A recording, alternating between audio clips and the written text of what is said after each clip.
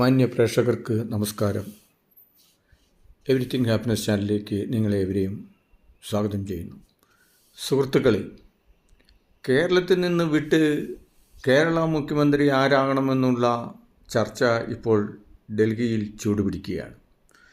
ഈ ചർച്ചയിൽ പൊതുജനങ്ങളും ഹൈക്കമാൻഡും KPCCയും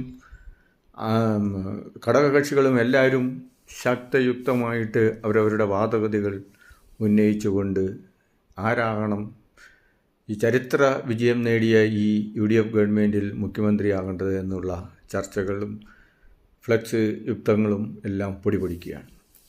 ഇതിൽ നമ്മൾ മനസ്സിലാക്കേണ്ടത് ഈ പിണറായി ഗവൺമെൻറ്റിൻ്റെ അഴിമതിക്കെതിരെയാണ് ജനങ്ങൾ വോട്ട് ചെയ്തത്.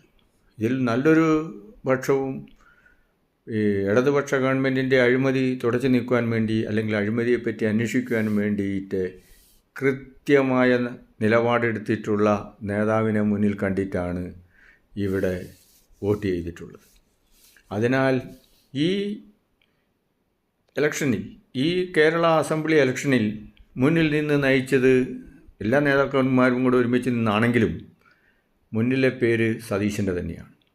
സതീശൻ്റെ പ്രത്യേകത എന്താണെന്ന് വെച്ച് കഴിഞ്ഞാൽ അദ്ദേഹം കൃത്യമായ മതേതരത്വ നിലപാടെടുത്തു.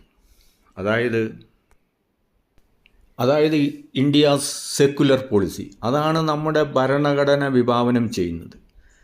അതായത് ഹിന്ദു, ക്രിസ്ത്യൻ, മുസ്ലിം ഇങ്ങനെ ജാതീയ വർഗീയ തിരിവില്ലാതെ എല്ലാവർക്കും തുല്യ അവസരമുള്ള സെക്കുലറിസം ആണ് സതീശനെടുത്ത പോളിസി. അതിനാണ് ഇവിടെ വിജയം നേടിക്കണ്ടത്. അത് നമ്മൾ മുറുകെ പിടിക്കണം. ബാക്കിയുള്ള നേതാക്കന്മാരാരും സെക്യുലറിസം അല്ലെന്നല്ല പറയുന്നത്. പക്ഷേ മുന്നിൽ നിന്ന് വട നയിച്ചവനല്ലേ വോട്ട് കൊടുക്കേണ്ടത്? മുന്നിൽ നിന്ന് വട നയിച്ചവനല്ലേ ലീഡറായി, നേതാവായി, ചീഫ് മിനിസ്റ്റർ ആകേണ്ടത്? അതാണ് ഇവിടുത്തെ പൊതുജനങ്ങളുടെ കാഴ്ചപ്പാട്. അതോടൊപ്പം തന്നെ സതീശനെടുക്കുന്ന പോലെയുള്ള ഒരു ശക്തമായ നിലപാടെടുത്തുകൊണ്ട് മുൻകാല ഗവൺമെൻറ്റുകളുടെ കൊള്ളയുടെയും അഴിമതിയുടെയും തട്ടിപ്പിൻ്റെയും വെട്ടിപ്പിൻ്റെയും സ്വർണ്ണക്കൊള്ളയുടെയും ആചാര നിലപാടുകളുടെ മാറ്റമർച്ചകളെ പറ്റിയൊക്കെ അന്വേഷിക്കുവാൻ സതീശൻ തന്നെയാണ് ബെസ്റ്റ് എന്നാണ് എല്ലാവിധ പൊതുജനങ്ങളുടെയും ആളുകളുടെയും അഭിപ്രായം. ഇനി സതീശനല്ലാതെ ആരെയെങ്കിലും ആക്കിക്കഴിഞ്ഞു കഴിഞ്ഞാൽ ഉണ്ടാകുന്ന ദൂഷ്യവശം എന്നാന്ന് ചോദിച്ചു കഴിഞ്ഞാൽ പൊതുജനങ്ങളെതിരാകും. വരുന്ന ഇടക്കാല തിരഞ്ഞെടുപ്പിൽ നിഷ്കരുണം തോൽപ്പിക്കും. അതോടൊപ്പം തന്നെ മണ്ഡലങ്ങളെല്ലാം വീണ്ടും അത് നഷ്ടപ്പെടും. ഒരു MP നഷ്ടപ്പെടും, MLA നഷ്ടപ്പെടും, പൊതുജനങ്ങളുടെ ശത്രുത സമ്പാദിക്കുകയും ചെയ്യും. കോൺഗ്രസിനുള്ള വിശ്വാസം തകിടം മറിയും. മറ്റുള്ളവരൊക്കെ നെഗോസിയേഷൻ ആൾക്കാരാണ്. ഇവരെ മൂന്ന് പേരെയും കൂടി ഇരുത്തി അല്ലെങ്കിൽ വേറൊരാളെ സർവ്വസമ്മതനായ ഒരാളെ വേണമെങ്കിൽ ചീഫ് മിനിസ്റ്റർ ആക്കാം. കോൺഗ്രസ്സിൽ ഈ ചീഫ് മിനിസ്റ്ററിന് മാത്രം ഒരു ഏകാധിപത്യ പവറോ അല്ലെങ്കിൽ ഒരു ഛത്രപതി ഏകാധിപതിയായിട്ടുള്ള ഭരണമൊന്നും നടക്കുകയില്ല. അതിനൊരു കോർ ടീമിനെ എങ്ങനെയാണെങ്കിലും ഹൈക്കമാൻഡിൻ്റെ നിരീക്ഷണം ഉണ്ടാവും. സീനിയർ നേതാക്കന്മാർ ധാരാളമുണ്ട്.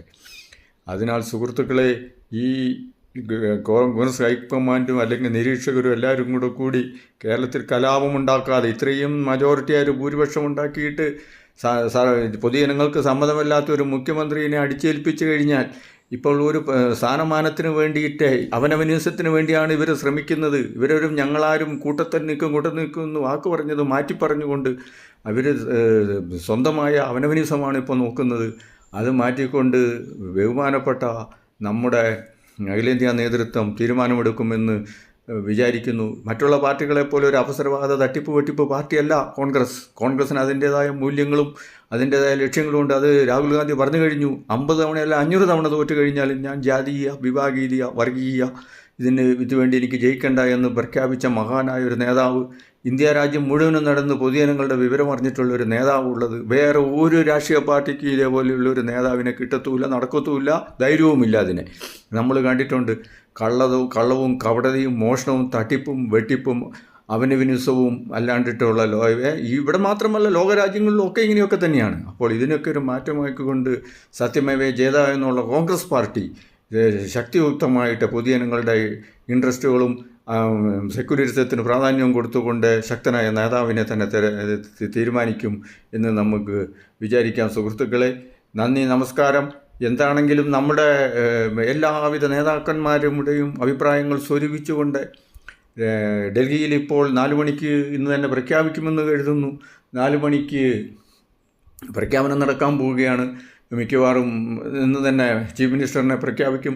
ശക്തനായ, ധൈര്യമുള്ള, കറേജുള്ള, ലീഡ് ചെയ്യാനുള്ള, സെക്യുലറിസ്റ്റായ ഒരു കറകറന്ന നേതാവിനെ വേണം കേരളത്തിൻ്റെ ഈ ചരിത്ര സംഭവത്തിൽ, ഈ ചരിത്ര വിജയത്തിൽ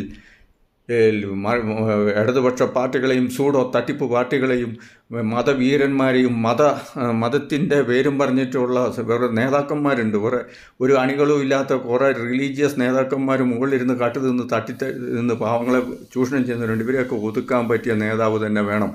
രാഹുൽ ഗാന്ധിക്കും അതേപോലെയുള്ള കോൺഗ്രസ് ഹൈക്കമാൻഡിനും അതാണ്. ശ്രീ വേണുഗോപാൽ ഹൈക്കമാൻഡിൻ്റെ പ്രതിനിധിയാണ്. ഞാൻ ചീഫ് മിനിസ്റ്ററിലേക്ക് വരുന്നില്ല എന്നൊക്കെ അദ്ദേഹം പറഞ്ഞു. അദ്ദേഹം നിലപാട് മാറ്റുന്നത് ശരിയല്ല. അദ്ദേഹം തോക്കും. ഇവിടെ മുഖ്യമന്ത്രിയെ വന്നു കഴിഞ്ഞാൽ കോൺഗ്രസിൻ്റെ അണികൾ തമ്മിൽ തല്ലി പിരിഞ്ഞു പോകും. അതോടൊപ്പം തന്നെ അദ്ദേഹം തോക്കും എന്നുള്ളത് 100% ഉറപ്പാണ്. ബൈ ഇലക്ഷനിൽ അദ്ദേഹത്തിന് എല്ലാവരും കൂടെ തോൽപ്പിക്കും. അതോടൊപ്പം തന്നെ ആ മണ്ഡലവും പോവും. കുതന്ത്രങ്ങളൊന്നും നടക്കുകയില്ല. അത് തന്നെ ഘടകകക്ഷികളുടെ അഭിപ്രായം വളരെ പ്രധാനമാണ്. അക്കാര്യത്തിൽ മുസ്ലിം ലീഗിൻ്റെ സ്റ്റേണായിട്ടുള്ള അവരുടെ വർത്തമാനവും അവരുടെ പ്രവർത്തനവും വളരെ ശ്ലാഘനീയമാണ്. മുസ്ലിം ലീഗ് എന്തൊക്കെ പറഞ്ഞു കഴിഞ്ഞാലും അവരൊരു മതേതരത്വ കക്ഷി തന്നെയാണ്. അവർ ഉറച്ചു നിന്നു. മറ്റുള്ള കക്ഷികളെ പോലെയല്ല. ഈ ഇന്ത്യ രാജ്യം എത്രയോ വർഷങ്ങൾ, നൂറ്റാണ്ടുകൾ മുസ്ലിം ലീഗ് ഭരിച്ചിട്ടും ഒരു ഹിന്ദു ഇവിടുന്ന് മാറിയില്ല. ഹിന്ദുക്കളെ സംരക്ഷിക്കുകയും ചെയ്തിട്ടുള്ള ആ ചരിത്രമൊക്കെ നമുക്കറിയാം. ആരാണ് എന്താണ് കാണിക്കുന്നതെന്ന് ഒക്കെ. സുഹൃത്തുക്കളെ, ഇത് അനുസരിച്ച് നല്ലൊരു തീരുമാനം സീനിയർ നേതാക്കളും എല്ലാവരും കൂടി കേരളത്തിന് ഗുണകരമായിട്ട് ഉണ്ടാകട്ടെ. കോൺഗ്രസ് ഈ പ്രാവശ്യം ജയിച്ചില്ലെങ്കിൽ കോൺഗ്രസ് പാർട്ടി ഒരുപാട് നശിച്ചുപോയി. ഇനി കേരളത്തിൽ നിന്ന് വീണ്ടും കോൺഗ്രസ്സിന് കേരളത്തിൽ ഒരു ഉണർവുണ്ടാവുമെന്നും അറിയില്ല. പണം കൊടുക്കുന്നതും ഇത് നടത്തുന്നതും ഒക്കെ വേറെ കാര്യം. അത് കൃത്യമായ നിലപാടോടുകൂടി വന്നിരിക്കുന്ന നേതാവ് തന്നെ തിരഞ്ഞെടുക്കപ്പെടുന്നു നമുക്ക് ആശിക്കാം. ഞാനൊരു പ്രത്യേക പാർട്ടിക്കാരനൊന്നും അല്ല. M A professionalist man and പൊതുജനങ്ങളുടെ ഈ ഒരു പേപ്പർ ഇതൊക്കെ വെച്ചിട്ടുള്ള പൊതു താല്പര്യത്തിൻ്റെ പേരിലാണ് ഞാൻ പറയുന്നത്. ഉമ്മൻചാണ്ടിയെ പോലെയുള്ള മനോഹരമായിട്ടുള്ള നേതാക്കന്മാരുള്ള നാടാണിത്. നന്ദി, നമസ്കാരം സുഹൃത്തുക്കളെ. Thank you very much. Please like, comment, share and forward. Thank you. Out. നന്ദി സുഹൃത്തുക്കളെ. I am captain grand master Shaji Mathew. Please like, comment and share. Thank U.